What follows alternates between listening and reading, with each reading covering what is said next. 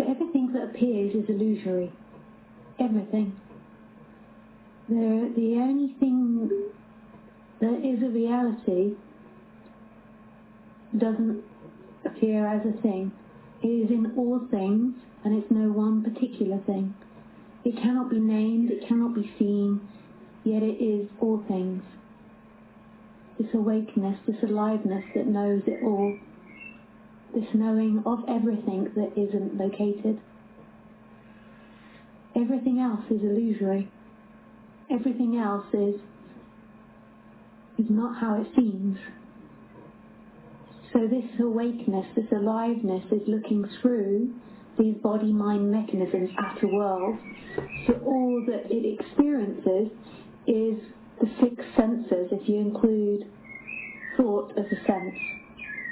So it experiences taste, touch, sight, sound, and thought. Well, I think we should rename it to touch, taste, sight, sound, feeling, the sensation of feeling on the body, thought, and then feelings inside the body. So we should say seven. The seven senses. Actually, in the commercial we keep on naming them and making them up, but for the moment we'll say seven. So there is only the seven senses interpreting the outside. So this is really cool. The senses and the outside are one and the same thing. So right now I can hear this beautiful bird singing. I love the birds in England. I love it. So I can hear this beautiful bird singing by the window. And I could look out and see this green tree and a wall. And that sound of the bird and the sensory hearing of it are one and the same movement. The same with the seeing. We think that we exist as a separate body and that we're in relationship to all these external things. But actually there isn't internal or external, there is sensory perception happening.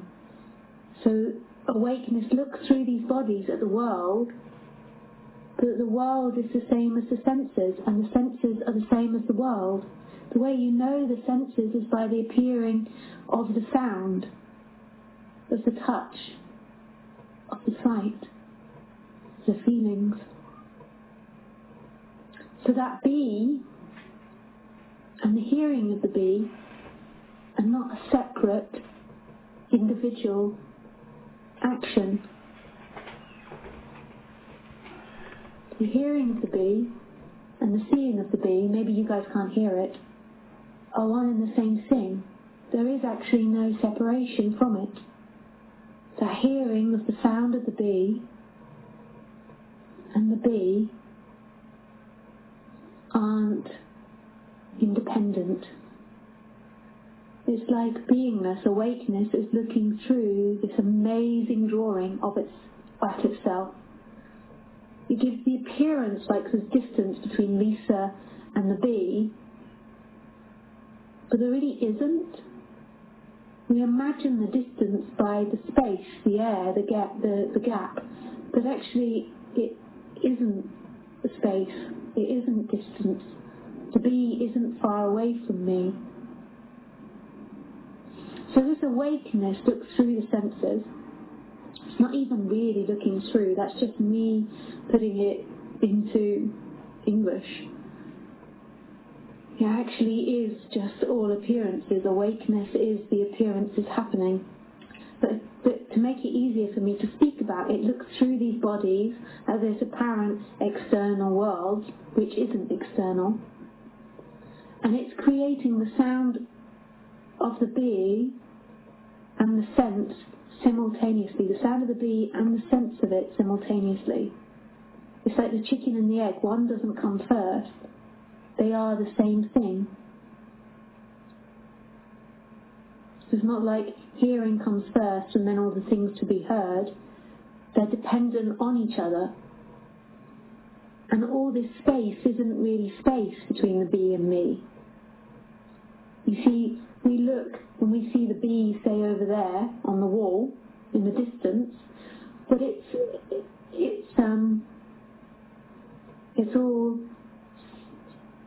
all appearing in the sensory perception of sight. And so all of that's appearing in sight. So the sight, the vision of the eyes are making up the distance and making up that formation and that bee on the wall. They're not even really making it up, but it's all in sight, the sense of sight. It's not outside of it. We see ourselves as a sensory object and a world outside that we sense, but there is only sensing happening. There isn't a gap between me and a bee over there. All of it's appearing in the senses which are known by this awake mystery. And that awake mystery is who's listening to me now. It's not your bodies. It's not, I can see all the people that are on, it's not sensory body that awakeness is using to see itself as all things. It's so spectacular. So everywhere you go is this boundless awakeness that's not located, knowing itself, but it looks from the perspective of the body. And then in these bodies, in a lot of bodies, most bodies, there is a sense that they, as the body, are awake and alive and independent from an external world, and they're walking through a separate world with separate people and separate things. And this isn't true. But the answer isn't in my talks. The answer isn't in a practice. The answer isn't in some other guru or teacher, this fantastic guru up here that I have on my wall. The answer isn't in her. The answer isn't in theory. I can ask him, oh, what was the question? Interesting question. Oh, thank you. The answer... I forgot what the question was. Oh man, I'm such a bozo. Bozo Cairns. But luckily, I don't really have to think about this. It just comes out. So if I just sit here, then it will start again. Watch. It's like a river. I can feel it like, oh. So, I don't even know what I spoke about before, but here we go again. We start again. So the answer isn't in something in the future. The answer is right here. Theory, where is the answer to life?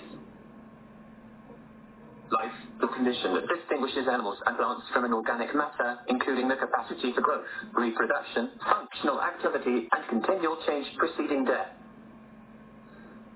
Theory, why are we alive? Good question. Anything else I can do for you? What does it mean to be alive? Let me check that.